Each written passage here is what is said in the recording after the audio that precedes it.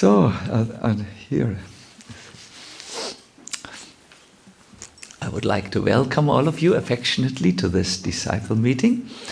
It is a great pleasure that we can have this by the help of a few little friends in front of us, these photo cameras, and you should see, maybe we shall show how it looks behind the scene. Maybe not touch at this moment the photo cameras, but we have a whole little studio here. But we are very happy also to have a few devotees live, so that there is that we are not condemned to be imprisoned by the technology. Hare Krishna. Today I would like to speak about an aspect of our transcendental relationship. But first we have our talented master of ceremonies from the Lake of Michigan. Hare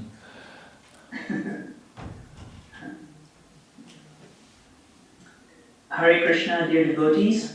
Welcome back for our disciples meeting. We have now heard in two wonderful lectures very deep insights about how to attain the mercy of Lord Nityananda. And tonight we'll have our disciples meeting, followed by a question and answer session. Again, you can send me your questions and answers. After that, we will invite everyone to please turn on their cameras so that Guru Maharaj can greet everyone. We can all be together. But that is not the end of the program. Please stay after you turn on your cameras, because we have a surprise for you. And we will also have the Amitabh ceremony with Lord Nityananda after that, so please stay. So now we turn to the Guru-disciple relationship. And it is appropriate right now to remember one thing Guru Maharaj said in his first lecture. He said, the Guru is more than what we see. He carries a truth with him that can enlighten us. I repeat that. He said the truth that is more than what we see. Truth with him that can enlighten us. So with this in mind, and then gratitude and affection, we invite Guru Maharaj and for questions and answers,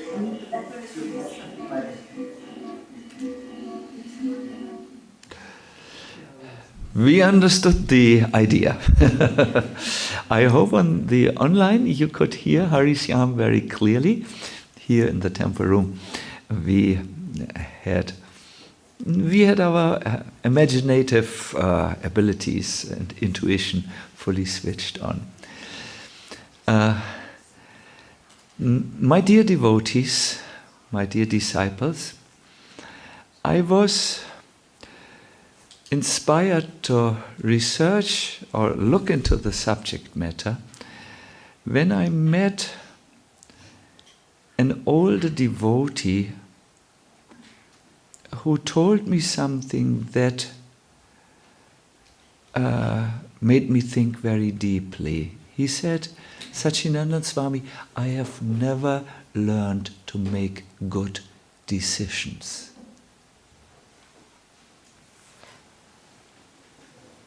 I was shocked. I said, what makes you think like this, or what makes you say this? And he said, see, we live in a spiritual culture where the authority of the Guru is so much stressed. Furthermore, the authority of the scriptures is so much stressed there, or given emphasis. Also, as I live in the society of devotees, there are certain norms which are emphasized. Wear tilak, wear cloth, wear certain dress. If you don't wear the traditional dress, no problem, but it should be a decent dress. I'm surrounded with others who make decisions for me. Ultimately, even Krishna seems to make decisions for us, because he gives us the ability to remember and to forget. I have therefore been surrounded all my life with authority, which I felt made decisions for me. And now in my mature age, I must say I do make decisions, but I have not learned to make wise and deep decisions. I said, wow, I understood Krishna consciousness totally different from you. And I quoted a verse from the Bhagavad Gita to the devotee, which I would like to quote for you also. At the end of the Gita, Krishna speaks to Arjuna about making decisions, making his own decisions. He says, Iti te jnanam akyatam guyat guyataramaya vimshri yaitat asheshena yatechasi tatakuru. This I know by heart. Yatechasi yatakuru. He says, Arjuna, I have explained to you the knowledge that is still more confidential. Now please deliberate on this fully. It means think about everything and then do what you wish to do. Make your decision. This was my answer to the devotee, but I kept on thinking afterwards, yes, the authority of the spiritual master is really given a lot of emphasis. Yes, the Shastras. Yes, older devotees. Yes, tradition is really emphasized and valued strongly on this path of Krishna consciousness. Are we, with all these, are we free to make our own choices? This is today my subject matter, and I believe that understanding this in depth, and you will obviously have to think on your own about it a little bit, maybe discuss with friends about what you hear.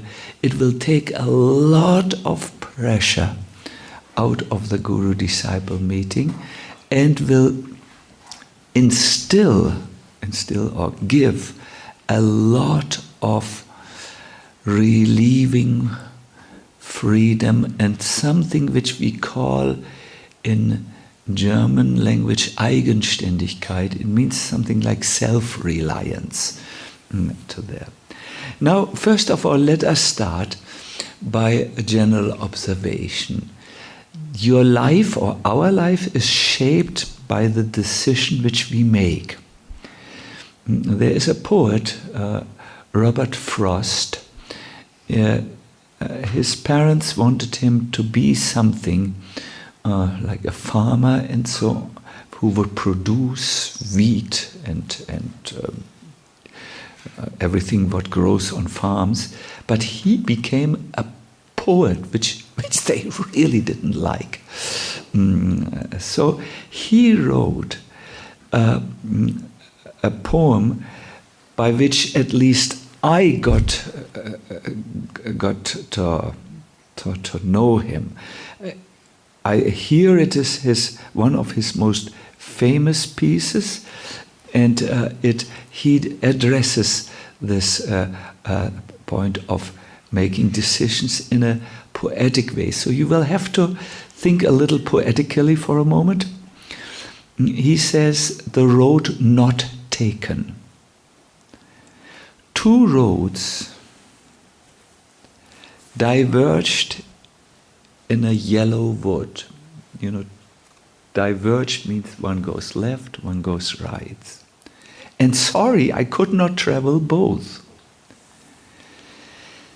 Yet knowing how way leads on to way, I doubted if I should ever come back to this place where I could make a decision where I would go. I shall be telling you this with a sigh. Sigh heißt Seufzer. Somewhere, ages and ages hence, two roads diverged in a wood. And I took the one less traveled by. And that has made all the difference. I admit that as someone who has English as his second language, when I first read this, I didn't catch all the subtleties. So let me help you, because I've read it many times. I've thought about it many times. So he comes in a forest to a place where he has to make a choice. Will he go left or right? He can't go left and right, because the moment he takes a choice, there will be another path coming from that path. And then there will be another path. And from there, another path will go. In other words, once you go in one direction, many things will happen that will make you continue in some ways. So he was thinking, should I go the road where everyone goes? You know, that was the road which was more free. Or should I take the other road which is overgrown by grass and so much, maybe some trees have fallen over it. And so he, after thinking, he decides, let me go the road less traveled by. That is the more difficult road.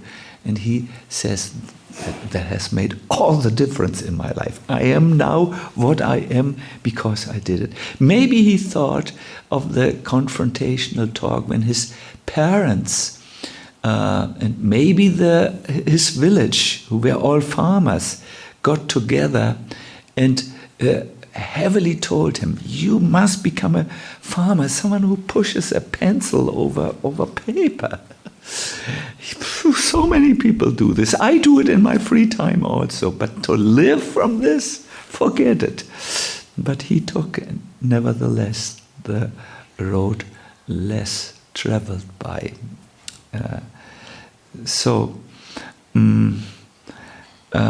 In our life, we will have to make decisions. In fact, our life is shaped by decisions. If we do not dare to make decisions, we will stay more or less where we are.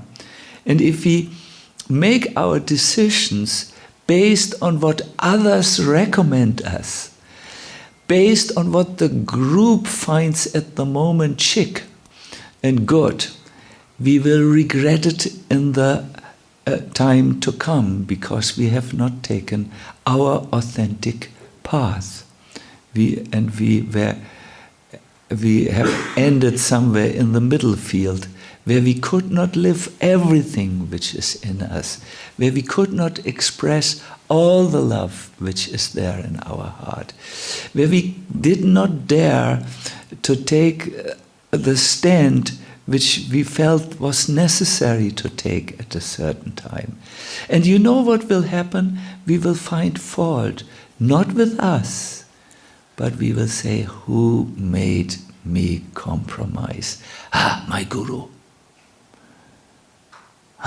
The scripture. The culture of Krishna consciousness. And we live a bitter life. Krishna doesn't want Arjuna to end here. And he says, yes, I told you the entire Bhagavad Gita. I have answered the questions which you have posed to me. But now I wish you, I want you, I request you, please act upon what you feel is best. Amazing. And amazing that this is was not understood by the older devotee who told me, I have not learned to make decisions, wise decisions in my life. When I make a decision which maybe others don't validate or approve, I can't do it. I can't do it. I live on the validation of others. I live on the bread which they give me. Here, we like you. This is your thing. Good. So, how then, let me see, how do we make confident decisions where we are confident, zuversichtlich. Ne? Let me go here to the Bhagavatam, and then I will go into a little bit some details. You can make decisions when you are growing up in a culture of freedom. It has been seen that children who have always been told, do this, do this, do this, do this, when they are older and there is no one, they can't, well, should I do this or should I do that? They can't make quick decisions or wise decisions. Sometimes they are unable. Whereas it is seen that children who have grown up in a more freer environment, they are more able to say, okay, we've learned this. If I do this, this will be the reaction. If I do that, that will be the reaction. Let me wait. What reaction is more pleasant for me, what I want, and so on. So, to help you make spiritual decisions, it's good if you increase your spiritual culture. This is told by in the fourth canto by Sanaka,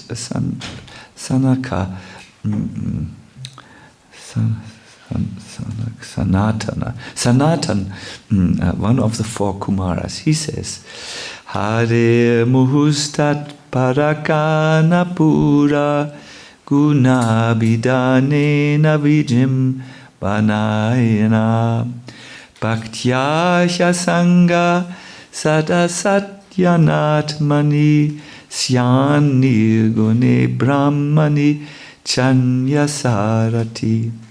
The devotee should gradually increase the culture of devotional service by constant hearing of the transcendental qualities of the Supreme Personality of Godhead. Thus he can be fixed in transcendence in the Supreme Personality of Godhead. So by increasing the culture of devotional life, he can become more fixed. No? And Prabhupada comments, the more we hear from realized souls, the more we make advancement in our devotional life. And the more we advance in devotional life, the more we become detached from the material world. The more we become detached from the material world, as advised by Lord Chaitanya Mahaprabhu, the more we increase in attachment for the Supreme Personality of Godhead. My dear devotees, when you are attached to Krishna, when you really love Krishna, you will make wise decisions that bring you closer to Krishna. I'm speaking of the decision-making process, obviously, in a relationship to spiritual life, because I think there is only spiritual life. Life without the spirit is not existing. The soul, the self, enters the body, and that's when it's alive. And when it leaves the body, it becomes dead. So our decision should be made on the basis of the reality of our life, not about on illusions. That will make us even more frustrated and dissatisfied in our lives. So you become become self-motivated, you become self-reliant, you become confident in spiritual life. If you hear, because by hearing about Krishna, you make advancement, you purify your heart, you become more light, you become detached from the things which impede or hamper your spiritual advancement. And then you do things out of love. Someone who loves doesn't need to be told what he needs to do. He knows from inside. Love tells him what he needs to know, and he never makes a mistake. When you act on the platform of loving Krishna, you cannot make a mistake. I'm smiling at all of you in the behind the cameras, and then I'm looking now in the temple, and I'm smiling at all of you in the temple. Yes, yes. If you live in a culture of Netflix, you will make Netflix-based decisions like the heroes and heroines there. If you live in a culture of hearing about Krishna, wow, you make spiritual decisions. I have read a book called You Are the Placebo. Half I have read. Then I was not able to continue because I got the idea. And there it is said that on the basis of neuroscience, that it is sometimes very difficult for people to make new decisions in their life. They always continue to act out of habit. But it is said if they begin to cultivate new thoughts, thinking in new ways, then they can make new decisions, and according to the decisions, their lives will change, and according to that, they will create a new and better version of themselves. It starts here. By the way, illness also starts here, then goes to the heart, and then it goes to the body. When you learn to think positive spiritual thoughts, my dear devotees, do you know that these strong thoughts will create strong biochemicals in your body, which will create a strong body and mind? If you, on the other hand, have weak thoughts, you will create weak biochemicals, which creates a weak mind and a weak body. Yes, it's so important to have new thoughts, and even more important than physical health, new thoughts can bring you your spiritual health. Because new thoughts will help you to make new decisions, and new decisions will help you to make new actions, and new actions will help you to arrive at a new life. This is the simple truth about this decision making. It starts by thinking, and the thinking is very much influenced by hearing. Especially in spiritual culture, the power of sound vibration is so much emphasized that when we hear spiritually empowering sound vibration, empowering lectures, kirtans which make our let me say, hearts go tender. And what was it? Yes, and hear knowledge that makes our soul rise above its entanglements. Then, wow, we are able to create a better me. Now, the question I would like to ask: we hear that in the beginning of our spiritual journey, we are still very young, and we are therefore quite happy when authority figures help us to make decisions. We are happy when we go to an older devotee who, because of his wisdom, his insights, his superior knowledge, can give us good advices, and we leave his room and say, "Ha, that was good, now I know what to do." Authority is not bad. It has its very, very important place in our spiritual growth. We are happy when we read in the morning the Bhagavatam, and wow, this purity, these deeper insights, these amazing examples of devotees who have reached perfection inspires us. We are happy, and so on. However, there is some point where the authority oversteps its competency, its role in our life. It is when we start to grow up, when we have our realizations, when we have our breakthrough experiences that tell us this is true, and when we have made such mistakes. It's also important to make mistakes, but we see, I don't go this way any longer. The more we grow up in spiritual life, the more our mind grows and fills with knowledge and experience. This has to also be valued. Krishna gives you knowledge and experiences that have an authority value. They come from Krishna. The Guru hopefully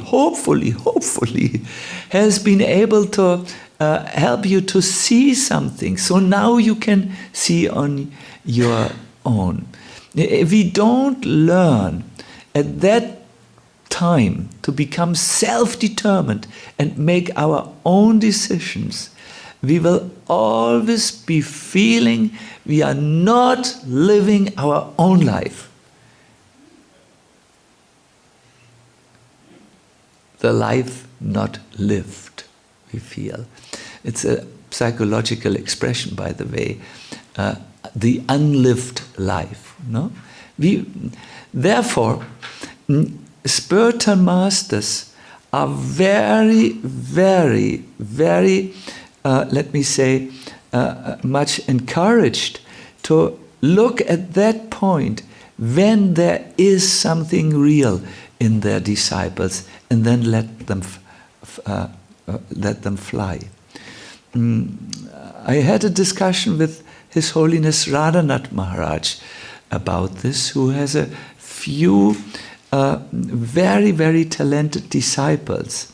And he said, there comes a time, Sacinandana Swami, when all these talented disciples which I have were no longer satisfied to do their services in the temple.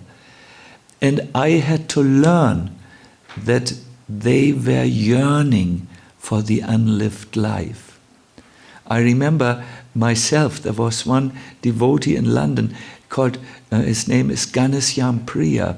He tried to continue as the president of the Pandava Senas and being in charge of the university program, but he was always sick, and no one could help cure him. He tried everything, allopathy, Ayurvedic, everything. But do you know what was wrong? He needed to make videos. When that was seen, he started to make videos, and now he is Mr. Jai Shetty. He's called an influencer. He influences the society. No? But he could not do what he was doing. He could not continue. He needed to do things on his own. And he said, I don't know my way, but let me make videos. Hey, I'm here. My name is Jay. Think about life. And he put this on the internet, and he said also what to think about. And then people liked it, like, and now 50 million likes, because he was and he couldn't go on like this. So there are other devotees. I have also disciples where I noticed, they want to fly. And if I keep them now, then I will break something in them. I will break their trust in me, and I will also break our. I will not be able and they will not be able to grow. I have seen this with students who all of a sudden started to also desire things which were outside of what we teach in ISKCON usually, and it was just different terms, ways, and I said, I don't know. I trust these people. Let them do. They will go. And they were going, and in all the cases which I know of, maybe I don't know all the cases, they have all returned to following this thing which I can teach, the value of the holy name in one's life. No, it's. And so on. It's important to have authority. And even when you fly on your own, so to say, it's important to have people you trust, with whom you can consult, who can give you feedback, who can say, maybe, see, this is what I have seen. Maybe this will help you also. But it is very, very important to make one's own decision. See, there are two roles in learning or learning. Yes, one is the student-centered way, the other is the teacher-centered way. Would you like to hear a little bit more deeply what this means? Student-centered way means the impetus for learning comes from the student himself.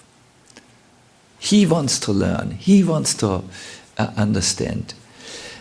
Teacher-centered way, which is more traditional, is the impetus for learning comes from the teacher. The teacher says, you have to make your homework. This is what you have to learn. And I will give you a test. And if you don't know it, you have to repeat the class. The student-centered way, which is more progressive, means the individual is, and especially his free choice, is most important. The traditional approach, this teacher-centered way, is that the tradition the respect for the tradition is most important. But this is what all the gurus said before. This is what the spiritual culture said before. A progressive student-centered education stresses the importance of personal freedom and individual relationships. The more traditional and teacher-centered learning stresses the importance of respect for the authority and also the tradition in which it is. So in this way you can see, what is the Krishna conscious way? Is it student-centered or is it teacher-centered? Is it both? I have thought deeply about it, and I will not take questions at this moment because I don't think you will, many of you will come to the conclusion, it is Krishna-centered. Oh, Krishna consciousness movement. Yes, we are conscious about Krishna. But the question is, how can I please Krishna? How can I come closer to Krishna? How can I, as an individual, express my devotion to Krishna? So it is Krishna-centered, but because God or Krishna believes in freedom, because any tradition you asked will tell you this. God never forces the individual. Have you ever heard of a God who enforces things? Maybe in the Bogomils?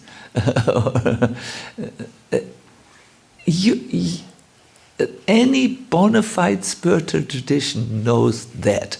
You can sit down with any person who knows a little bit. God does not force the individual. We hear this in a loving, endearing discussion where the Lord speaks to Gop Kumar, who has just returned and come back to him. He said, the Lord says, I saw you, I watched you, but I also noticed you did not make any step on your own to me, and I was so sad. I could not break my own rules, and that is that I could not force you or manipulate you or twist you in one direction. This I never do. But when I saw that you didn't even look in my direction, then I came as your spiritual master Jayanta, and I talked to you. This is spiritual knowledge. Now make your decision. And you made the decision. You came to me. I looked down the path. When will he come? Hope made me dance like a fool, but finally you came. And now please stay here. Enjoy this kingdom of God is for you. Enjoy, stay, and please don't go. This is the Lord. This is Krishna. He gives freedom. He does not give Zwang or Stress. You know, what is it called? Force. And so on. So, yes, are we Krishna? Are we student-centered? Are we teacher-centered? No, we are Krishna-centered. And from Krishna's perspective, there is a place for the teacher who gives us Sambandha knowledge and who says, this is a process, this you can do, this is this, and so on. And then he says, please now do this process, abhideya, no? Do it, and then it becomes and in this way it is student-centered and teacher-centered. Krishna somehow brings everything together always, because he's transcendental to yes or no and one or the other.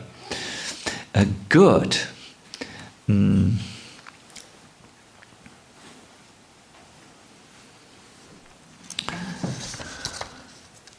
I would like to give you an example how knowledge which you receive is important to act on the spiritual platform, but how it is also important that you are able to act very, very on your own. When you go on a hike, do you know what a hike is? So ein längerer, ausgedehnter Waldspaziergang könnte man zum Beispiel sagen. Das ist ein Hike, eine Art zu hiken. Also wenn man so hiked einfach. If you go on a hike, you have heard about the paths. No? But when you are walking, you cannot blindfold yourself and phone and have the phone give you directions, levo, desno, left, right. You are there in the forest. You are walking. You see the path. You see where there is water on the path, especially if you walk here. Poof, there are often little rivers coming over the path, which are not on your Google map, and so on. And you have to see which path work, and that you don't get wet. Learning, but then going on your own is important. Prabhupada thought this is such an important point that he gave a few times an example that when the pilot is on the ground, he learns, but when he flies, he has to follow his own intuitions and his own knowledge. I think you have heard it. I want to now deepen this a little bit. I have taken some of the ideas which I presented today in one of the parts from Mangala, and I will show you something which she designed on the flip chart. Now, wow, my God, is this good? Can the online devotees see it? Yes. Yeah. See, here you find a graph.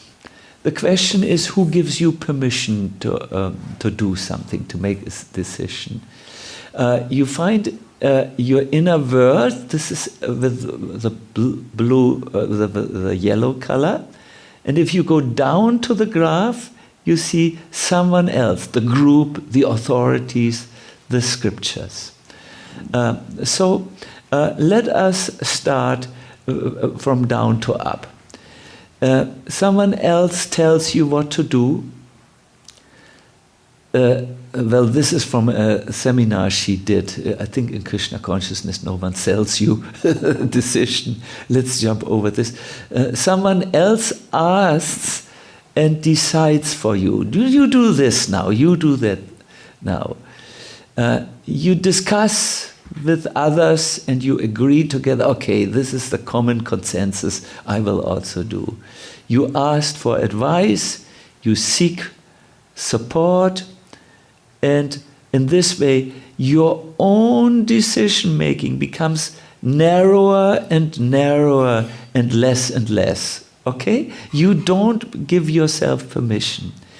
The other way from up is you lead your life according to the things which you have learned in your life.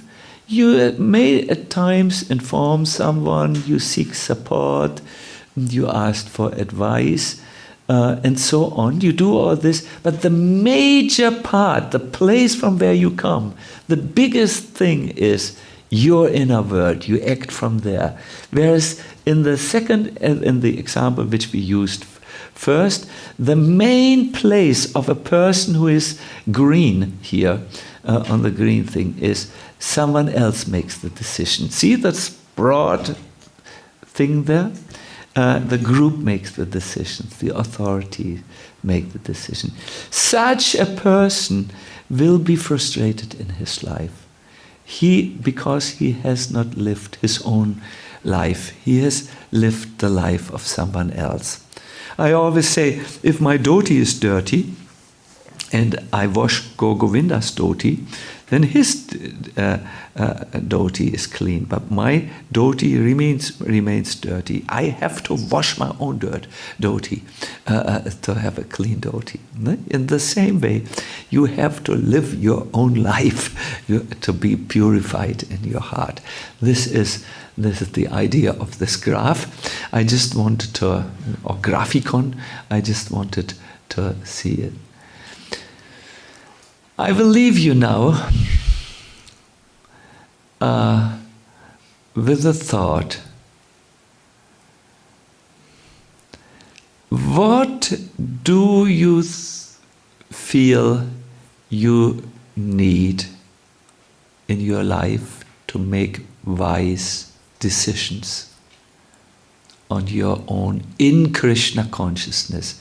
Decisions that bring you closer to Krishna, decisions that are helping you in your spiritual life. What do you feel you need? You need to think now. This lecture wouldn't be complete without making you think. What, Nandimukhi, Nandi Mukhi, or Professor Chevalier.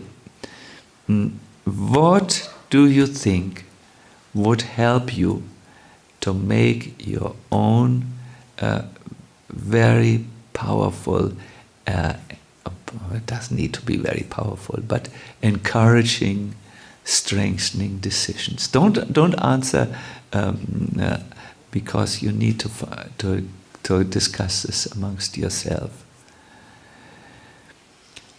When I asked myself the question, what do I need to make now a few decisions that will bring my life so much forward, I'm thinking, well, I need more clarity on a few things.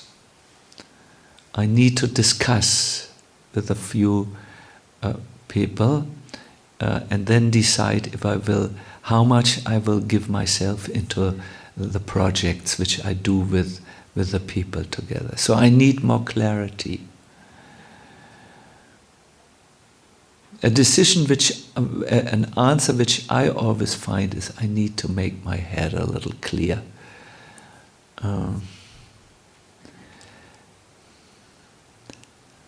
What do I need to make decisions that are very powerful spiritually? I always think I need to be connected with my spiritual master. This is what I think. I need to be connected with Prabhupada. Let me do this. Or,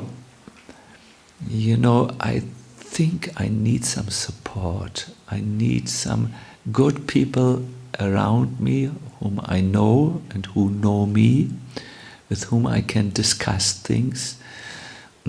Yes, I do have a very good friend here and a very good friend there. To make good decisions, I also need to sleep over some things and let it grow inside the heart. What do you need to make the decisions that empower you and help you to move forward? This is a question. Maybe you need Krishna, or more of an experience of Krishna. Maybe you need to go on pilgrimage, to go in this is how in old times people would make decisions. They would go to a holy place and let the holy atmosphere work in them. And then they would be able to make a decision. Maybe you need a discussion with your spiritual master. Things you have to, I'm asking you, I'm just giving suggestions so that you can think what strengthens the culture, your culture in which you can make decisions. Think of it like a flower pot.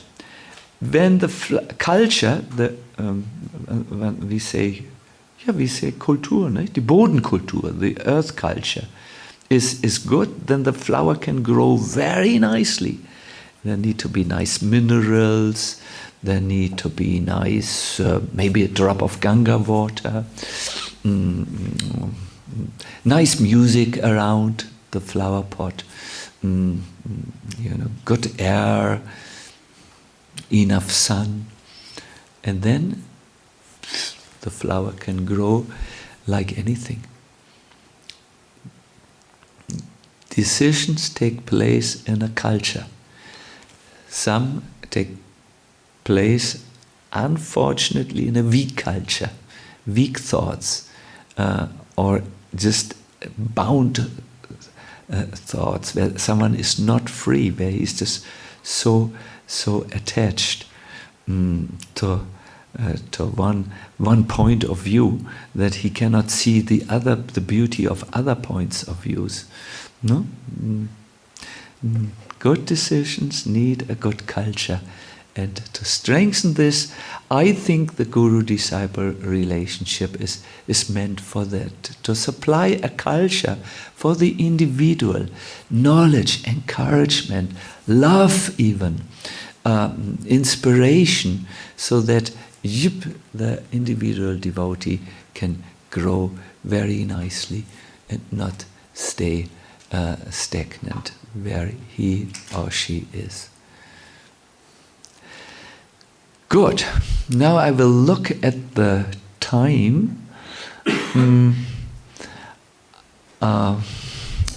Let me just see. I don't have at the moment. I forgot the. Actually, half an hour more will be before we go into the question.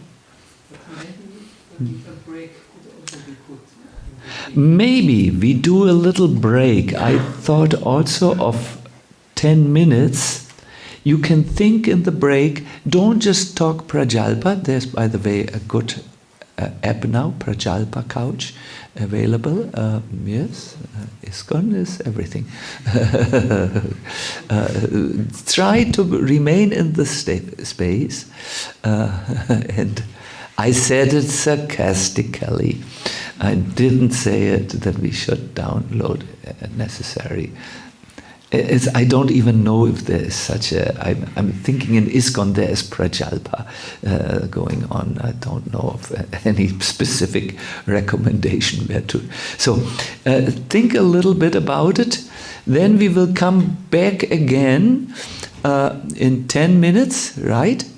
And then we will sing, and then we will have hopefully a good. A question and answer session. I wanted to again summarize my points, because sometimes I'm not so good. I get lost in so many roads and it's not clear. Making one's own decision is important for our life. In the beginning we learn a lot from authorities, but then it is expected that we use the knowledge and fly on our own, because otherwise the knowledge will never come alive in our heart. It will be always theoretical and not practical knowledge. Then the last point was, I feel for decision making, like anything else in life, a good culture is necessary. That is a culture which supplies us with items that strengthen us to make wise decisions that help us on our progress, the progress of the self back to Krishna. These are the simple points, but I talked about many other side points, but just for clarity thing. So see you in 10 minutes. Please come back or stay. Or should we do kirtan? Yes, we will do kirtan now, 10 minutes, and those who need to visit bathrooms or do different things, please come.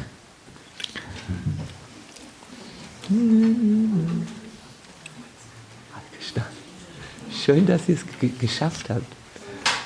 Ja, ich habe schon Angst gehabt, weil das war ein bisschen auf der Kippe, habe ich gehört, mit der Gesundheit.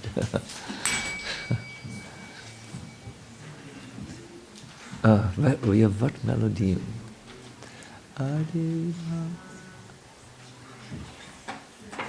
Something new, maybe?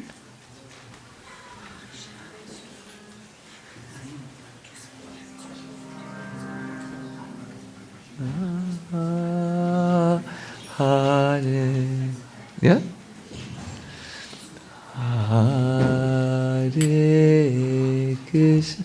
Those who are in the temple room, it's nice if we sing in the temple room. And if we talk maybe outside, if we want to talk or need to talk or so on. Krishna, Krishna. Hare Hare,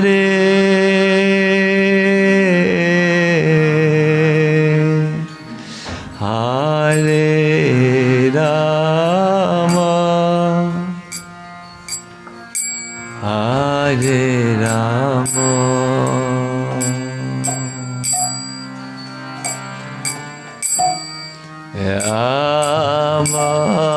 Rama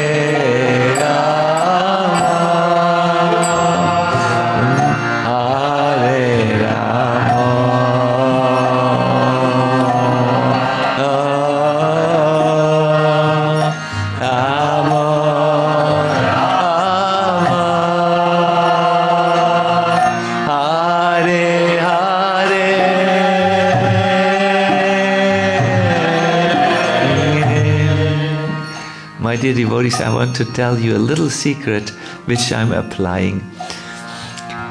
Like now I have given a lecture which I thought had some important points. So my attention is still in the head with the points. And it's not easy in such a heady way to chant now totally. So what I do is two things. I first connect with every syllable in the mantra. I just, when it's Hari, I only think of Hari. And then I bring my attention from the head into the heart. It is something almost mechanically. I'm going down. And then from there, I've forgotten about the head. And I'm really only with the sound vibration. And that is a very wonderful experience. So I request you to try to do this. We will really sing now from the heart, and we will focus on each syllable, and you will see miracles exist. Please sing now and a little loud. Krishna, Hare Krishna,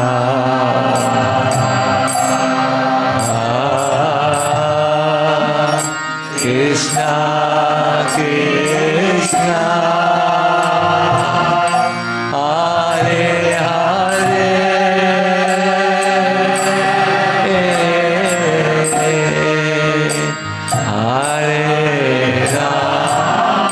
Every syllable, every name. Hare Rama.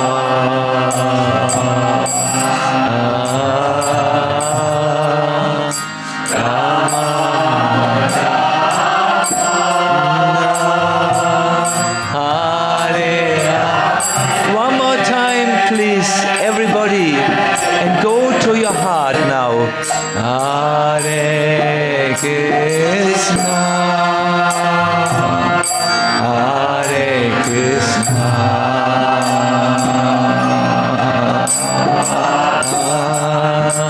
Krishna Krishna, Hare Hare,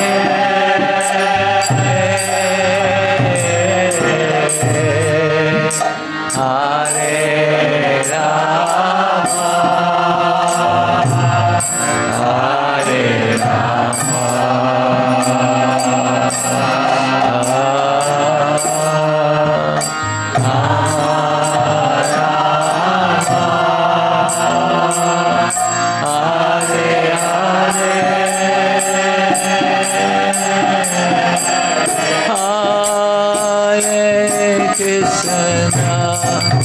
Hare Rama, Krishna Krishna, Hare Hare, Hare Rama, Hare Rama, Rama Rama, Hare Hare, Hare Krishna, Hare Krishna,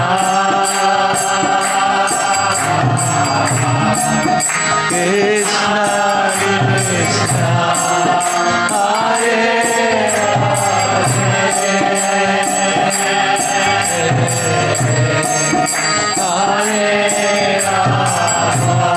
Hare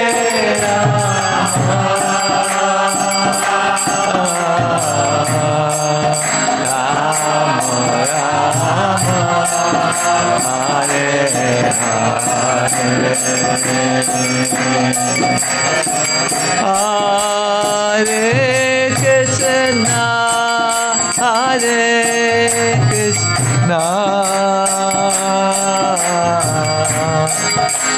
Krishna Krishna, Hare Hare,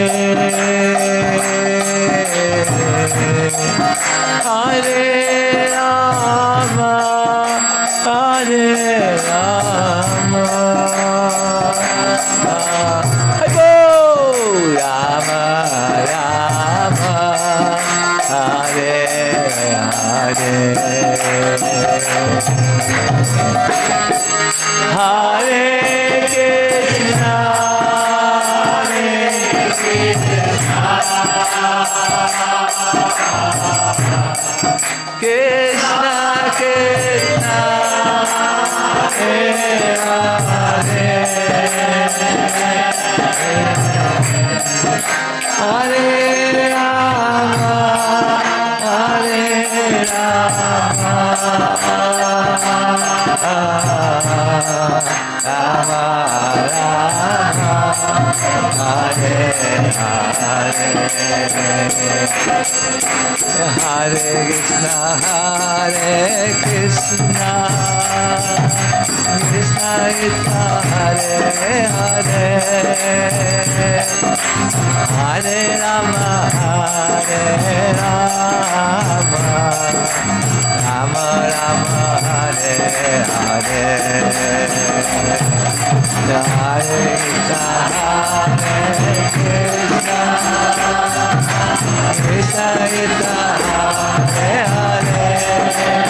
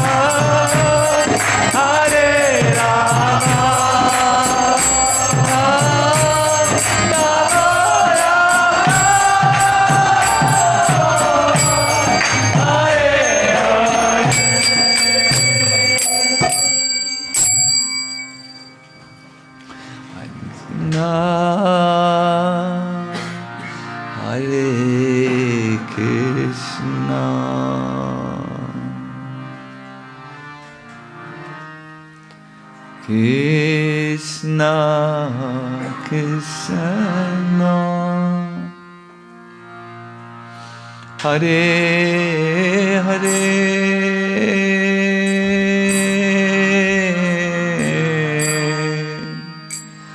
Hare Rama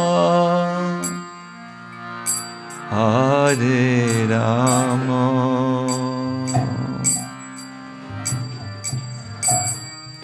Rama Rama Hare Hare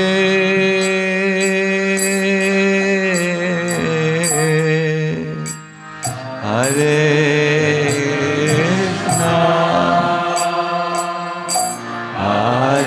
Krishna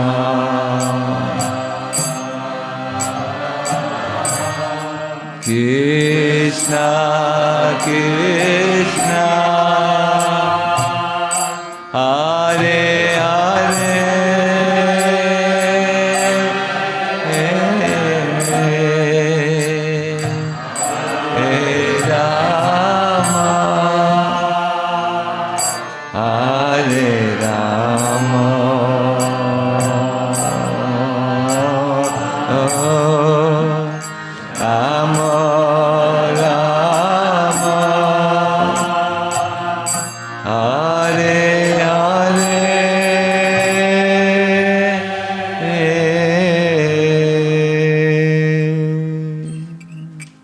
Everybody please.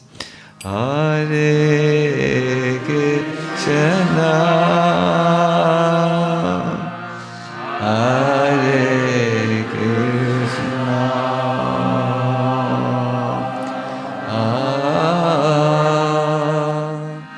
Krishna Krishna Hare Hare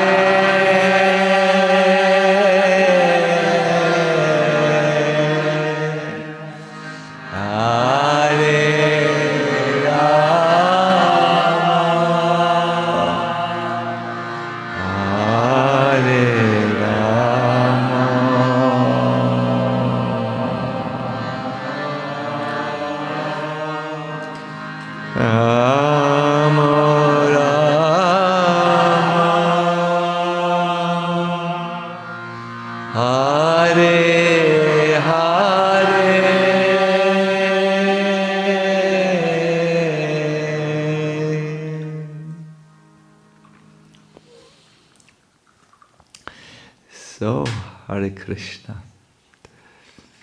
Now I'm very eager to hear your questions. I do think that what I said was very important. I have tried for simplicity. I like to express things as simple as I can. And I'm sure that a lot of things can be looked by us. We can look at this together. And in this forum, obviously, I will ask for questions and so on. Once in one Vyasa Puja, I split the group of disciples. There were many at that time. There was a different situation than now. And said, now please think about it. But I understood they wanted to hear from me. That's why they celebrated. So it didn't go so well. So I will go really here to the old format of question and answers. Let me now see if Hari Syam has any questions. I mean, if any questions have come to you. I'm sorry, when I look at you, I should look into the camera. It is not there. But I will also take questions from devotees who are in the room. I would prefer if they are put by, if the devotees have, if they're put by my disciples, so that we have this opportunity to discuss this. So let us first ask Hari Syam and everyone out there. It's so different than you think. I see Hari Syam there, but I have to look where I don't see him. This is, by the way, often there in Krishna consciousness. You think the solution is there, but it is somewhere else. So, Hari Syam, are there any questions with you? Yes, Guru Maharaj. We have several questions. Our first question is from Bhakti. Hare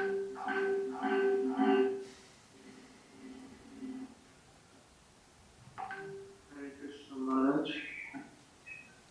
Hare Krishna. We accept humble obeisances. Thank you so much, first of all, for today's class. I wanted to ask this question.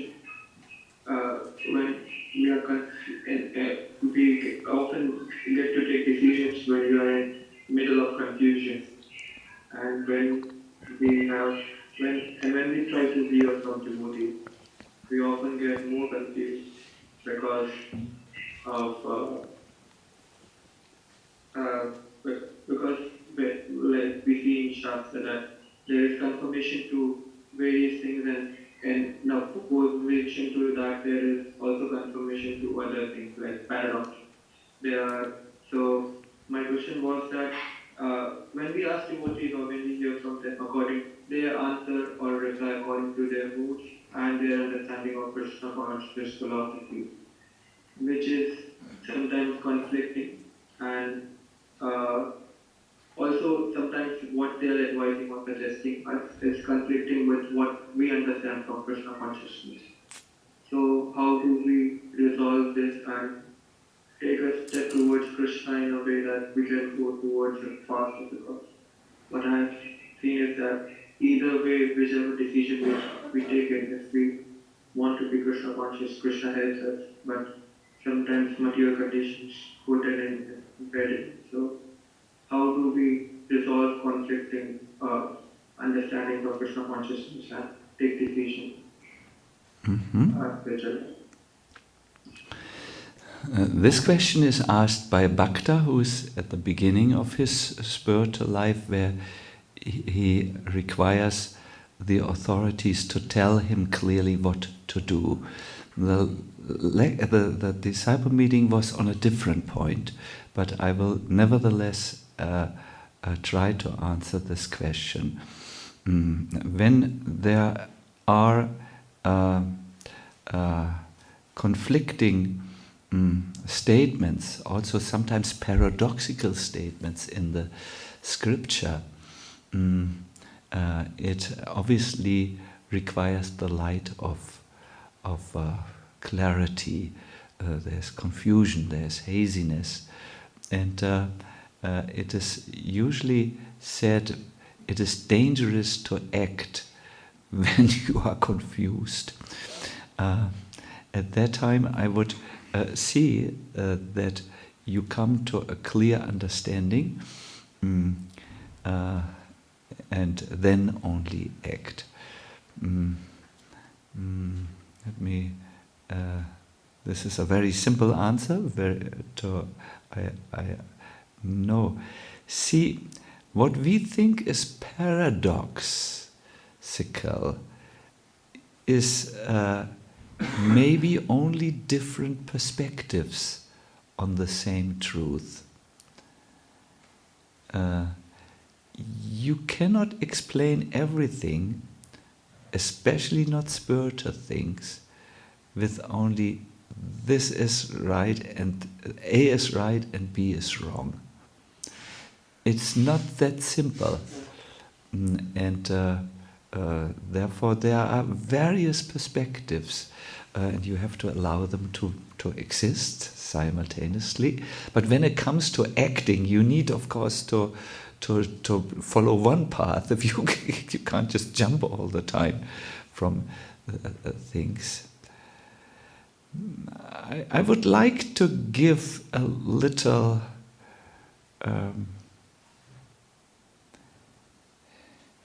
example now. I would like to return and take this question as an opportunity to make my point a little bit clear. Sometimes to make a decision,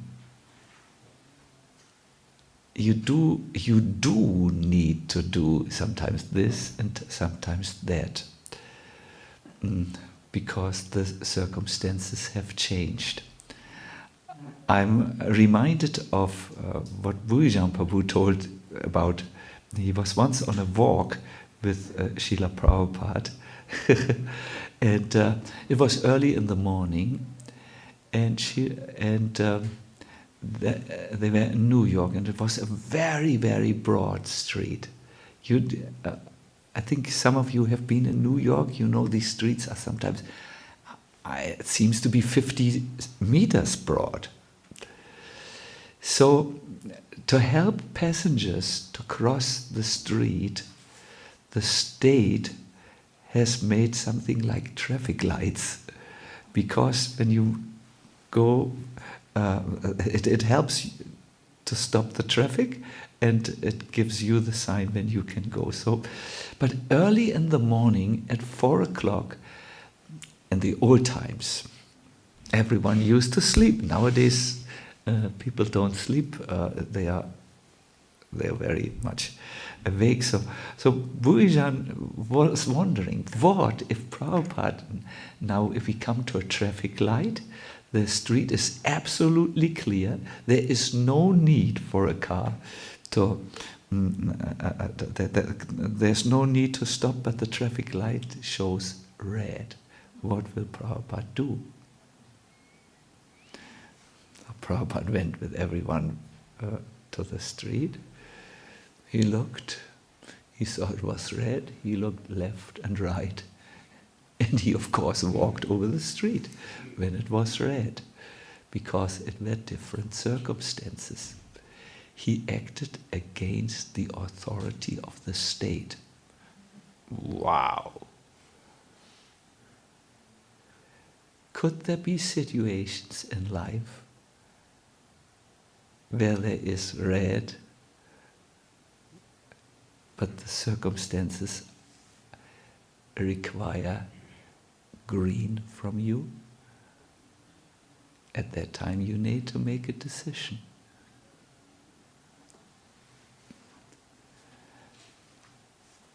I say this much.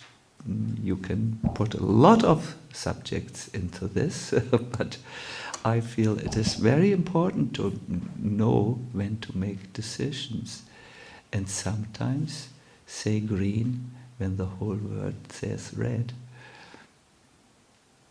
Therefore, you need to know what is your center, what is your supreme value. And for devotees of God, it is the Lord.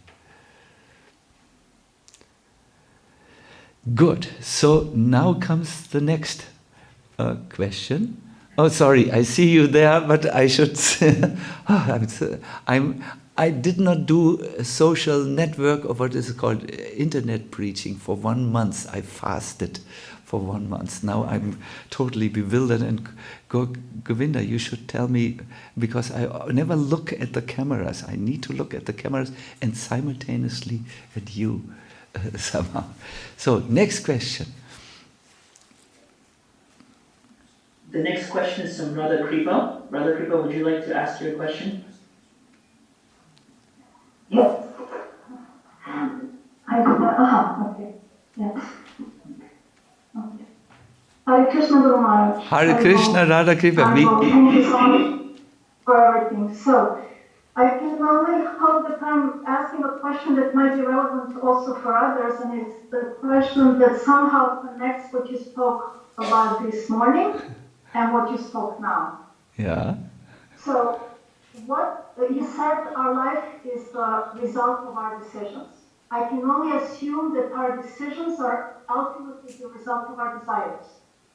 So what if we had certain desires based on our renewal and the support of the devotees, so we didn't just follow just blindly or carry yourself. We had desires on how to live our lives to support our spiritual progress, but after some years we find ourselves living a life of compromise. And in our view, it seems that the external circumstances didn't allow us to follow our desires. There were obstacles that were unsurmountable, and now we are where we are, in the land of compromise and not content. My question is that completely our responsibility, or is it partially our karma, which Krishna is using to teach us the lessons that are necessary for our detachment from material energy, and how to mend the situation? What can we do now? Thank you very much, Radha Kripa. My face was concentrated because one really has to pay attention to the sound in order to catch it. It is 99% perfect, but 1% imperfect. So, yes, what if let me, please give me a chance to reformulate your question to see if I have really understood it, and if I have left something out, please do correct me, because we want to have the correct questions. I think you asked the question, what if as a result of our decisions we find ourselves in a place of compromise and comfort, and we are not satisfied to stay there? Did we make those decisions out of our karma, or out of what? Did I catch everything from the question? Because the sound was not so clear for me. Yes, is it good? Good, fine. By the way, I see. What? You're muted. What a scandal.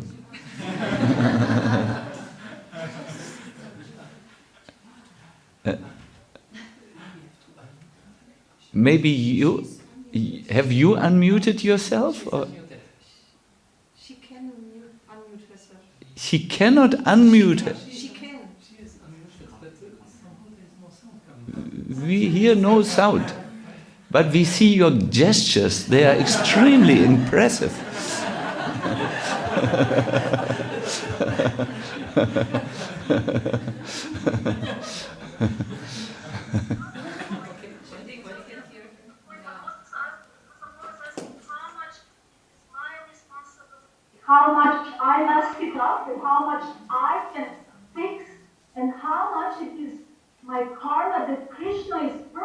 actually using to make me disillusioned about this world and to tell me how to forget about your plans or your yeah.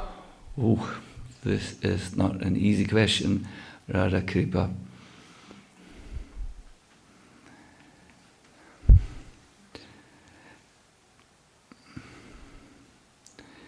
Yes, what made us make our decisions? Is our desires? Is it Krishna who used our karma? Did we have to learn something?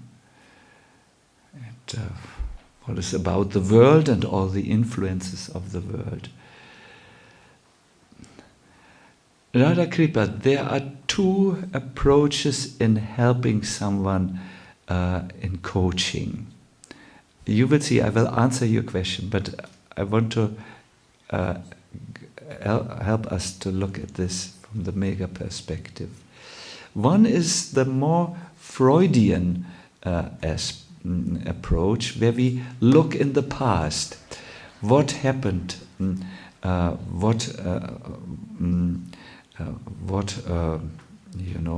has this person experienced in his childhood or when he was growing up, and what has influenced his decisions and so on. And there is another approach. Maybe I'm not fair to Sigmund Freud. I'm really simplifying it. There's another approach to look at a person's possibilities that he has now. Now it is very interesting that in the Bhakti perspective, we know that at any given moment one can turn to Krishna. It really only takes something as simple as going before the altar and praying. There was a book out, Eat, Sleep and Pray, I think it was called, and it was a bestseller. Maybe I pray or something. And you find in the book a lady who is going one morning into the bathroom and finds herself totally compromised. She looks at herself in the mirror and thinks, what have I become? She's married to a man she doesn't love. I'm not drawing any comparisons here. I'm just talking about a book, not about anyone here. So she has a breakdown in the bathroom, and she locks the bathroom, and she begins for the first time in her life to pray. And then from there, she somehow is able to choose the life which is good. She can make a total turn about. She changes her diet and visits people, reads new books and prays and becomes enlightened in the book. Something like this, I think. I didn't read the book. I heard it was really something. Maybe 10 years ago, everyone talked about it, especially ladies, because they could sympathize with the main character. Now, something like this we find in the Bhagavatam. Vritasura, his whole life, he lived like a demon. He attacked the suras. And at the battlefield, he all of a sudden remembers, and he turns to Krishna and prays to Krishna, and he goes back to Godhead. You find also Dhritarashtra in the first canto. All his life he has plotted against the Pandavas at the end of his life, he suddenly makes amazing turn. He goes into the forest. He leaves the comfortable palace, and for an old man like him, he's really old. He is used to the comfort the palace gives him and the protection of Yudhishthira, and he goes to the forest and becomes enlightened. Especially in Bhakti, you have the possibility to turn every moment around. So asking what made you make the decisions that brought you where you are now is more an intellectual luxury. But if you want to change something, then you can do it. But it is much easier if you establish a culture of change around you, a culture which is supportive to you, like the flower. Sorry, I have to look here. I'm learning. Soon I've learned it. In which camera do I have to look? In this, to look at Radha Kripa. Radha Kripa. A culture is necessary. A culture that enables you to change. If you stay in a culture which is pulling you in the same direction, it is very difficult to give up. I want to give you an example. I had gone many times to Ayurvedic treatments. The goal for me to go to an Ayurvedic treatment is to remove the blockages in the body which come from ama or undigested food and which coat the cells, and they also plug the blood vessels and the shrotas. Shrotas is also the energy channels in the body, so that I can be more active in my service. I can be more awake in my chanting and my reading. I can be more tolerant and not so irritable by an excess of vata and so on. Now I went to various Ayurvedic treatments in India. I used to go daily, not daily, yearly, but then with the new situation, I did not take it for 2.5 years, and I could feel how my body was becoming tired, how everywhere diseases started, how I felt very unwell, how I could not sleep in the night any longer. And I knew theoretically what to do, because I had been in the treatments and I knew the health recommendations. Of course, I can't do the Shirodhara and the Chakrabasti and this and that and so on. But the lifestyle I know. But I needed a culture to bring me back to the healthy lifestyle, which I know is good. It's quite different than normal. It's eating very simple, stopping when you feel you had enough, not eating over this border. It is a lifestyle of getting early up, of not sleeping during the day. It requires you to take a few things like self-massage, to be very steady in your yoga practice. The more subtle Ayurveda also says you must meditate and so on.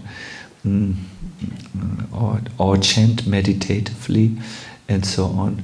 And so by the help of two wonderful devotees, I was able to go to an Ayurvedic treatment, and now I find myself every day doing the things which I know I should do. I don't eat too much, I get up early, I'm very simple, I don't eat the things I shouldn't eat, and I do yoga, believe it or not, every day religiously.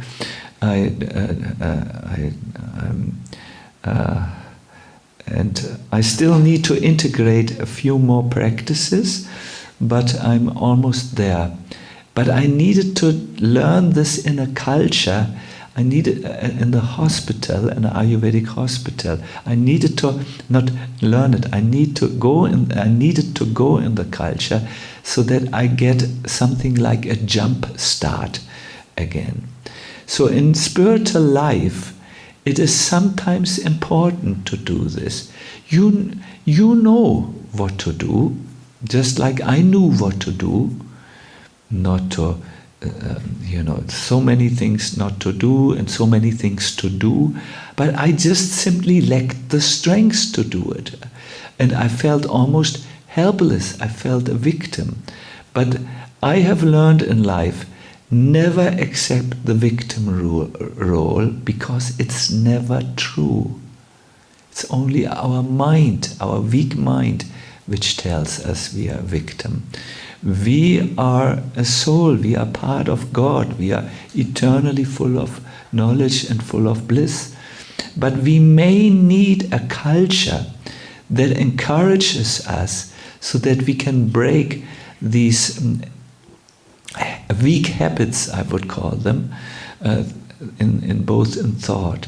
I think if you think in this direction, it will be more beneficial than if you try to analyze what happened in the past. It's very difficult, Radhakripa, to say this.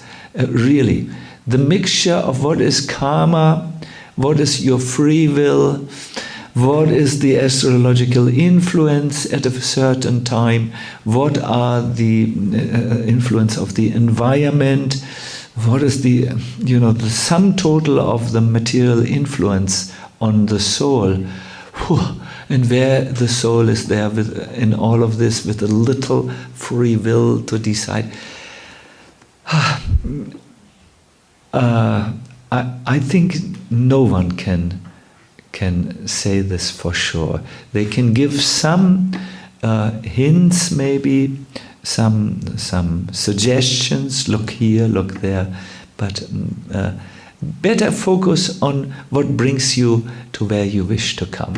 This is my answer to you. So I will look now in the camera, and then I look in the screen to see your face. Here is the face, good.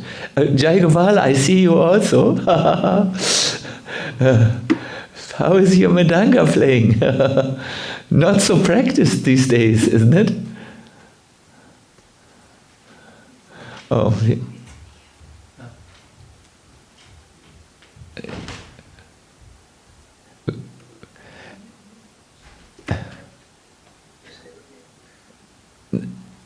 Jai Gopal, you will tell me the answer when we meet next time. I couldn't hear. Our technology is, it's not the technology, it's more the influences from the past. We didn't buy the right computer, apparently, or whatever. So, Hare Krishna. Good, Harisyam. Next question.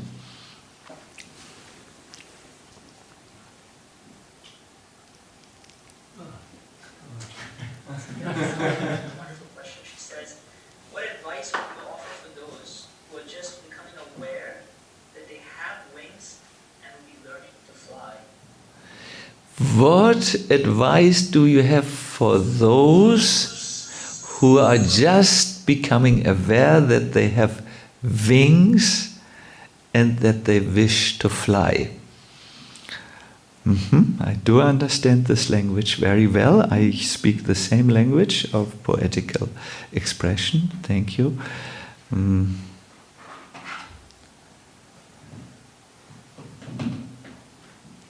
I will answer with a personal experience because we want to know a little bit about ourselves.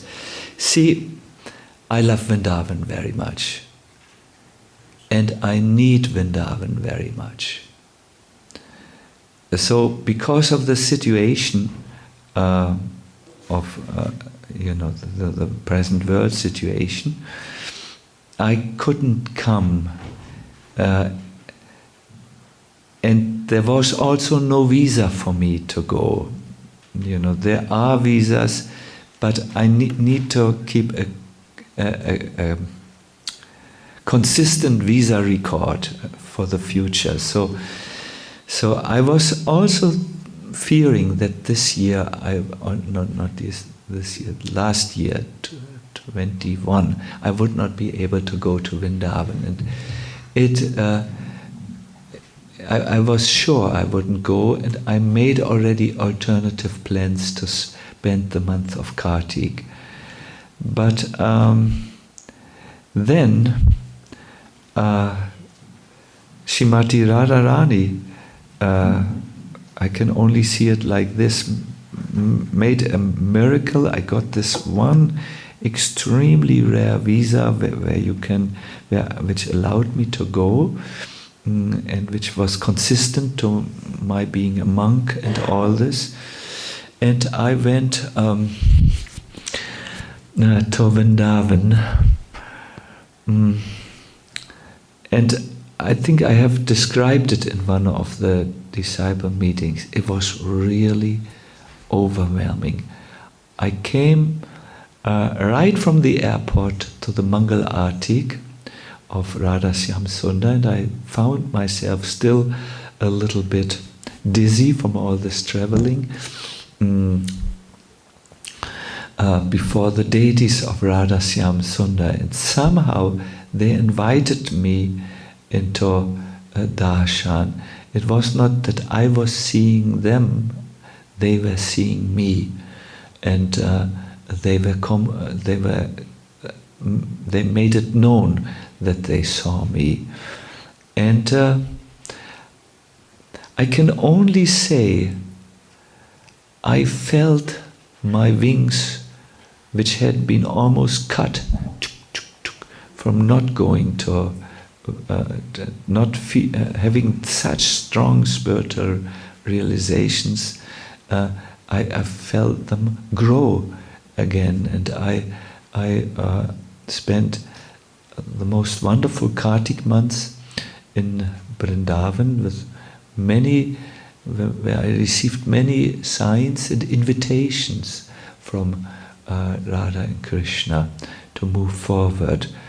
And from that experience, I can only give you the recommendation. If you want to move on in your spiritual life, you have to watch your surrounding. We have minute strengths. The craft is not so special. But when we are together with the right people, that helps always. That's a recommendation which you can also find in modern coaching. If you want to adopt a new habit like running, go to people who run every morning and run with them, and then after some time you will also run on your own every morning. This is a simple thing. Change the people you are with. You must know one thing: when you want to make your own new decisions, people who are accustomed to the old self will oppose you. They only know you like this. And now all of a sudden you tell them, I have thought about this and I have decided to do this. What? how can you do this? The old environment will protest the moment you make a new step. It is normal. Your body will protest, your friends will protest, your environment will protest. It's normal. So therefore, find the right environment. And environment is everything which is around the soul. Maybe you do something for your mind. That's environment. Maybe you do something for the body. That's environment. A little bit further, you have your friends and your relatives. That's environment. A little bit further, you have a place where you live or an address. That's environment. You need to slowly change your environment in responsible ways. I'm lucky to look at this camera. And then you will see miracles happening in your life. Your wings will grow, grow, grow, grow, grow. I could see this. I thought, see, when you're old, you're not old, but I'm so-called old. I also don't feel this, and I will become this year 10 years younger, and then the next year I will again become 10 years younger. You will see. You will see. I have some plans. So, yes, but still, some things you notice. Like when every 15 minutes is breakfast, then you know you are old. Old people forget, and old people, for them, time moves differently. So if every 15 minutes they say this in England, it's breakfast for you. You don't. You're old. So. And I thought it's difficult for me to change. Old dogs don't learn new tricks. That's what they say.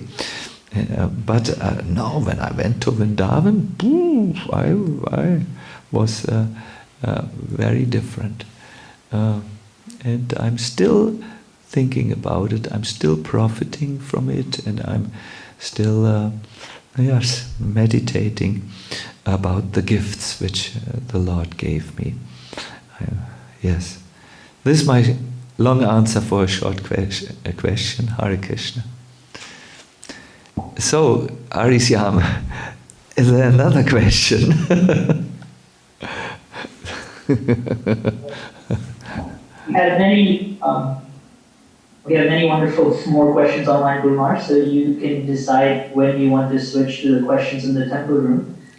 This question is from Madayanti. She says, what advice do you have for someone? What is your most important instruction to someone who is at a stage in their life when there's a good chance they will soon leave their body in 5 or 10 years? What is your most important instruction for someone at this stage in their life?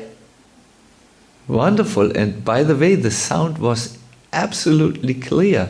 Madayanti, it needed you to straighten out the technique. By the way, nice to hear your good name and to see you in my mind's eye before the camera. So when someone is about to die, what is the best way for him to do? This was the question which Parikshit Maharaj, who had only 7 more days to live, asked Shukadev Goswami. And Shukadev, first of all, he just said, wonderful question. This is the best and most important question. And then he gave an answer. You can find it in more detail in the beginning of the 2nd canto. And he said one should spend his time in hearing and chanting about the all-glorious Lord. I would like to translate this now into something even more relevant. You need to help the person who is knowing in X amount of time he leaves the body to become attached. to Krishna. Whatever helps the person to shift the attachments, that is good work. That is good counsel. See, when he remains attached to material life, he will become more and more anxious as his time comes closer, because he will lose everything, right? Everything materially he is attached to, he will lose at the time of death. But if he becomes attached to Krishna in that time, when he dies, he will win everything. He will win Krishna. So this is what you have to teach someone, or to help somebody with. And there is a very, very good technique or method, when you are at a deathbed of someone, how you can help them. I was knowing about it because I had talked about it in my seminars. There is no death was the seminar's title. There is no death. And one of my old contacts to whom I had preached in Berlin, but we had lost contact. I was no longer in Berlin. I was traveling elsewhere, was on his deathbed. And the family called me and said, he cannot let go. He has been already 7 times in the hospital, and each time we thought he would leave, but he's so anxious, he's so disturbed at the prospect of leaving everything behind. His attachment holds him, and he's struggling and fighting. Can you help? I said, I can't help him to the concept that I should help somebody to leave his body earlier is not palatable to me, but I can help to direct his consciousness and make him attached or make him think about spiritual things. This I will do, and whatever happens then is up to Krishna. So I went there, and his daughter who's a doctor, received me at the entrance of the hospital. It was a normal hospital, and led me to the room of her dying father. So I was first of all making contact. Here is your friend Sacinandana Swami. Can you hear me? If you can hear me, please raise your finger. He couldn't speak any longer, and the finger was getting up. He could hear me. Good. Thank you. Then now I will tell something which I always wanted to tell you. You have supported our temple in so many wonderful ways. Krishna has for sure recognized it. You have supported me in so many wonderful ways. When I needed a peaceful place to answer my bags of letters, at that time letters were there, you gave me an apartment in your villa, and I could work there. You have helped me to do my service for Krishna so much, and I'm so thankful for you. Also, I could see that you, whenever you came to the temple, you really came always with fruits for the deities. You really acted like a first-class devotee. You never came empty-handed to the temple. And I continued like this. You swept the cart of Lord Jagannath you swept the road, and I reminded him of all the spiritual activities he had done, and all the benefits, all the blessings he had received from devotees, from Krishna. And then I saw he was crying. I was very happy. I had reached his heart. Then I felt we did a short kirtan, but he was really in a critical state, and the nurses were saying, please, not too long, and and it's very strenuous for him, and so on. So we left the room. So after half an hour, I get a telephone call from his daughter. Remember, she was the doctor, and she could stay with him, with her father. And she said, Swamiji, you did a miracle. My father left the body. And then she cried and cried and cried. And I said, oh, don't, this and that. And I gave some consolation as good as I could. My father, and she said, my father could finally go, and he went with a smile.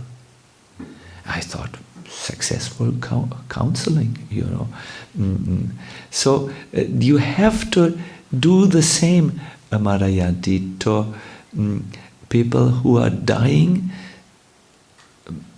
a physical death, but who also you need to do the same for the people who die a spiritual death, who have given up their practices, who are becoming without any.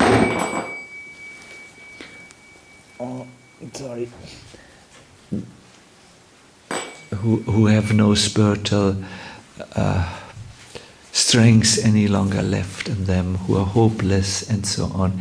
You remind them of this, that, and this went good, and then Krishna comes into their memory, and then when they know, when I leave my present state, I will win everything.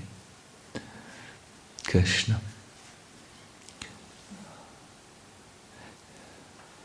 Hare Krishna. So, other questions? If there are questions here in the room, but I know it must be strange for you to see me always trying to look in the camera. I'm just not so expert at the moment, and not looking at you, and then you feel, well, second-class citizens or something. So don't feel discouraged.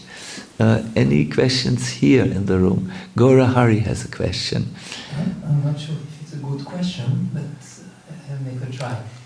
You often spoke about the proper culture that will support our spiritual development. Now, it seems, what is really our culture? Because sometimes we think, okay, culture is Indian culture, dress in sari, dhoti, and all the external of Krishna consciousness. So what is actually the spiritual culture? How do we define the spiritual culture that will be supportive for us? Mm-hmm. What is actually our culture? You spoke so often about creating a culture around you.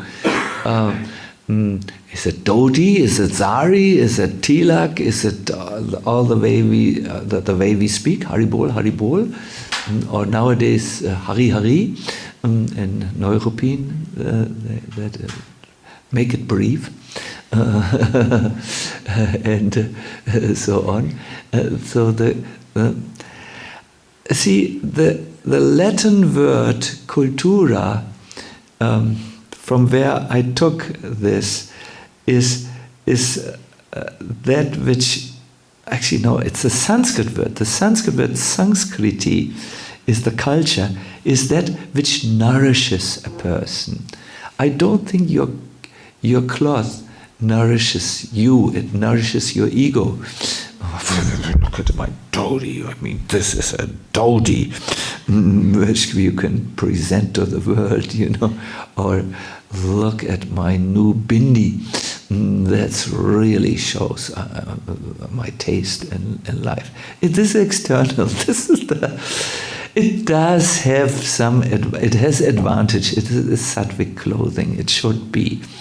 At least it's meant to be like this. Now ISKCON has developed very sexy dhotis and saris, and maybe I should not speak so sarcastically. Now those who don't like me will use these two words in against me, but let them do. We have developed our ISKCON style, which is just a style, really. So that doesn't nourish us. With culture, I meant the things which help you to think properly. Music, bhajans, music. Culture means the reading. Also with culture, I mean that the way you interact with others. Best is in a loving way. That's a Gesprächskultur, we say in German. You now know Gaurahari speaks better German than me at the moment. It's these things which nourish, and I was thinking of the things which nourish the soul, not the ego. The culture, materialistic culture, nourishes often the mind and the ego, but not the soul really. And it's a pity. It helps people to just move a little bit more away from themselves, really. I think maybe there are some people who have a wise approach to fashion and use fashion nicely. You can use everything in Krishna's service, but I'm speaking now of the materialistic people. No? They are definitely more entangled in the ego, you know. You can see this when you look at the mannequins, no? The mannequins. And sometimes in the airport you see this man who has this perfume, Côte de Halava, or whatever the perfume is called, you know, and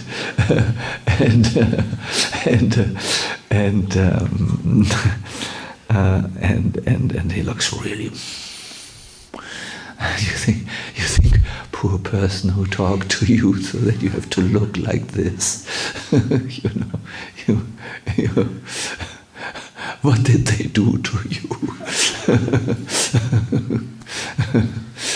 Isn't it? Hare Krishna. Good. So this type of, it's a simple answer, really. But this is, say, the culture with which you surround yourself should remind you of Krishna, should nourish you like this. Good. This was a question from the room. Nandi Mugi has a question. I will repeat your questions for the internet. Nandi Mugi is my very old disciple, wonderful disciple. Ooh. Yes, Nandi Mugi, what is your question? Yeah, I will try. I also not sure if it's appropriate, but it's maybe personal. Maybe you want to share with us, or I would like to ask you to share with us, how do you feel when you see us disciples making undependent steps and looking for free will and maybe falling on the nose and then standing up and so on. What do you feel? How do you see? What do I feel when I see my disciples going through life, making mistakes, falling, getting up, all these things?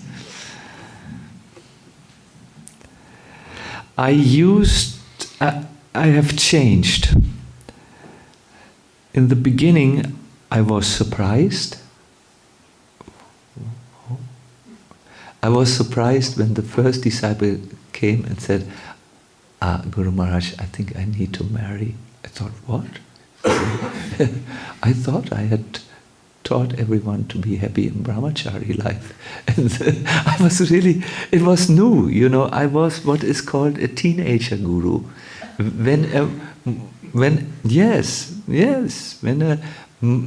a child, no, when a young girl, let us say, she's only 17 years old, and one day she comes home and says, "Mommy and Papi, I'm pregnant."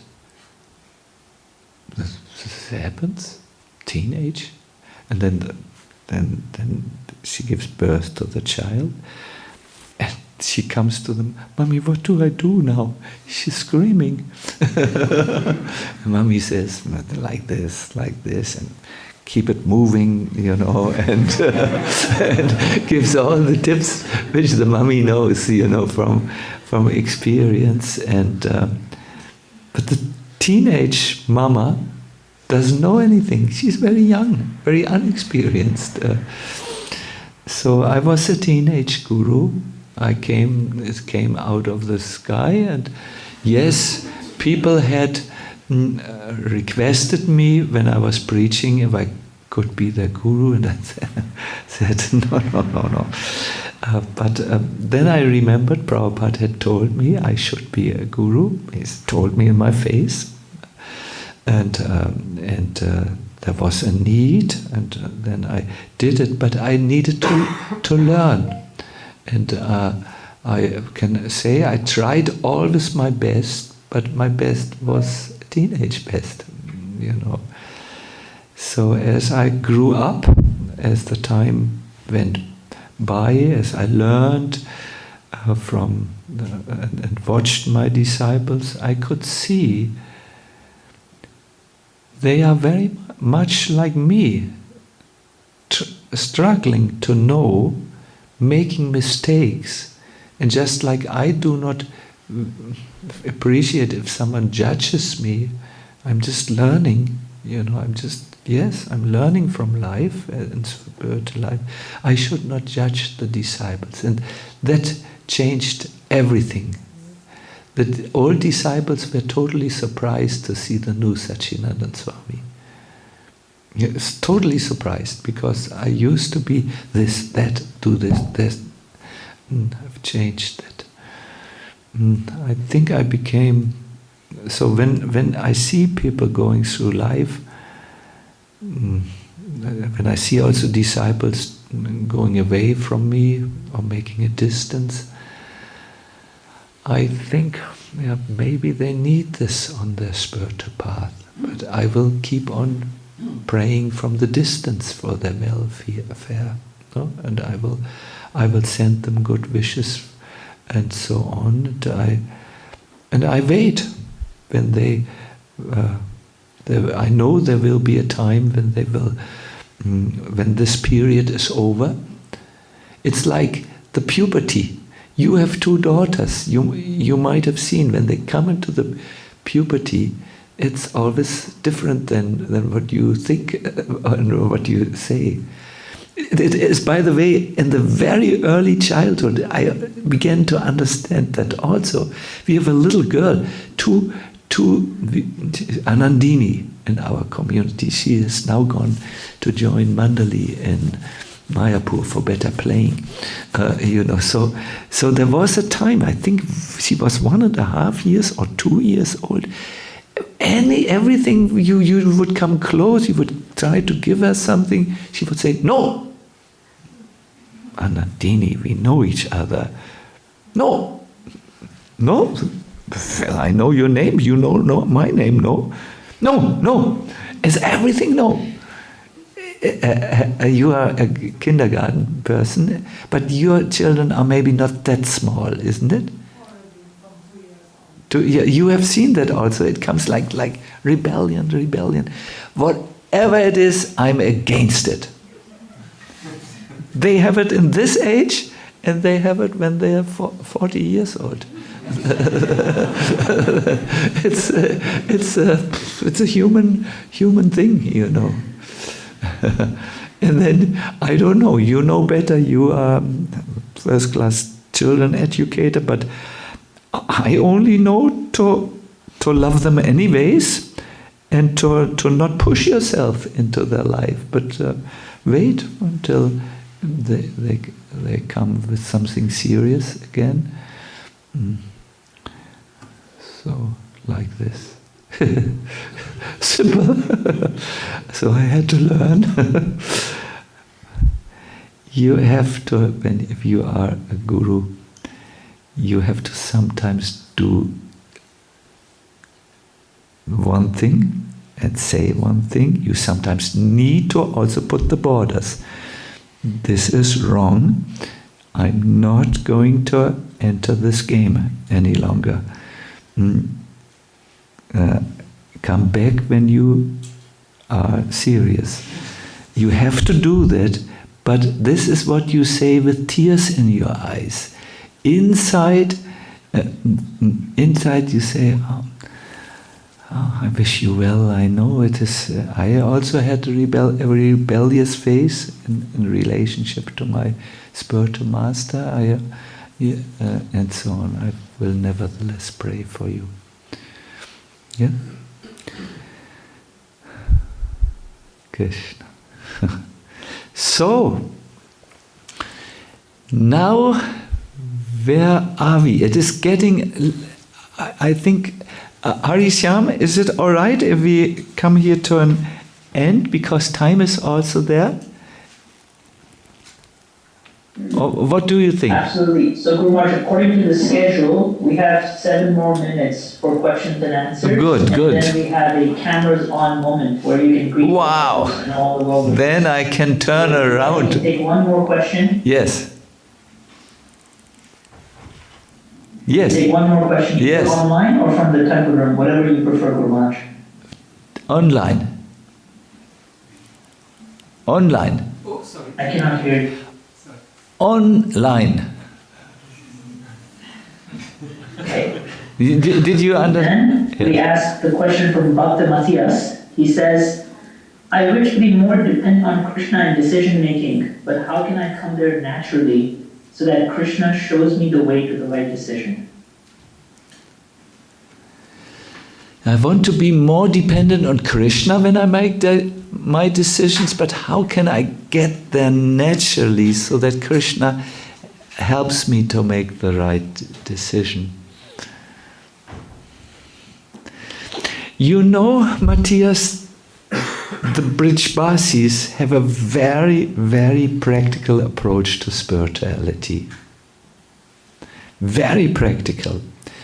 They say that when you go around Giriraj and you pray, Giriraj will wait if you pray for something big, if you pray like this in the next year also. So you come back the next year and say you pray like this, you want this, I want to become a pure devotee and give up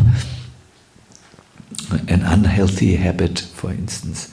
Then Giriraj will again wait if you come next year. And then when he sees you're really serious, he will give it. So Krishna will start to speak to you in your heart when he feels that your words carry meaning. Each word which you use in order to ask him is exactly how you feel, and then he will go. See, oftentimes we say we ask for something because we feel I should ask for this. You know, our decision, our request comes from a place which is not our own, but which is coming from others, someone else, the group, you know, and so on. You're not authentic yet. So please repeat your requests and see that they come really from yourself. I'm really sorry. I will learn tomorrow. I will only look in the camera and in the crowd. Now I mostly look on the altar, I notice. I shouldn't do this. Gaur Govinda has forbidden me. Later I can look. So this is my answer. Krishna will speak to you if your words which you use to speak to him carry the depths of your real intention. Krishna, Krishna. Now, before I stop, I need to say two things. I always like to make announcements in this lecture. My first announcement is, I have thought very deeply how to stay in contact with you, my disciples, and I have therefore designed a program. It's called Above the Clouds. Some of you know it already. The term above the clouds comes from Srila Prabhupada, who says sometimes we are under the clouds of Maya, but we can be also above the clouds. And in these 15 minutes podcasts, I highlight verses from the Bhagavatam, and I explain how to apply them so that you can be above the clouds. It's something which I stopped my internet activities for a month. I will again come back, but I needed to, too much internet, that is not for me. But I kept on above the clouds, and I'm intending to make it more and more interesting as we go. So I request you, if you want to stay in contact with me, please visit this program. It's every Sunday is a new episode. Only 15 minutes. 15 minutes. That's 15 push-ups. It's very brief, when you do them slow. So, then what else? Yeah, I'm very, very happy to announce that my new book, which is a book on meditation, I think it's so good, and I showed it to a few people who know about this. They say it really works. It will. I need 3 more days on it, and then it's already gone through the main editor. It's already the main English is all right. We'll just the second editor will just go for right spelling and so on, and that will come out. I think you all will like it very much. It is a total new approach in Krishna consciousness. It will help you to go from the outer to the inner world, and you will be surprised what you can find there. That is coming, and I just like you, I'm looking forward to the summer, when it seems very likely that we can give programs without bad after effect. I did a few programs in London and other places. I should not say where, extra devotee numbers came, and really everyone got sick again, and I really don't like this. Therefore, I requested you, please do everything that no one gets sick here. So in summer, the whole world is hoping that then it will be all right again. At least the good people in the world hope. Maybe others have other hopes, but I don't know. I don't know about these things, but yes, we hope that traveling is more possible, and I feel very inclined to this project Golokadam. And Golokadam for me means Germany and not all over the world. I somehow feel Radha Madan Mohan are very special, and the project can develop into something extraordinary if more devotees put their respective talents and energy in it. And I want to say, if any one of you, sorry, I again don't look in the camera, if any one of you wants to stay maybe in the summer and assist in the project, you are welcome. I know one of the ideas which are discussed at the moment is to make a 1 week monk challenge. A new word, monk challenge. And monk challenge, or bhakta, devotee, where you can come, imagine this, and every morning get up at, what is it, 3:30?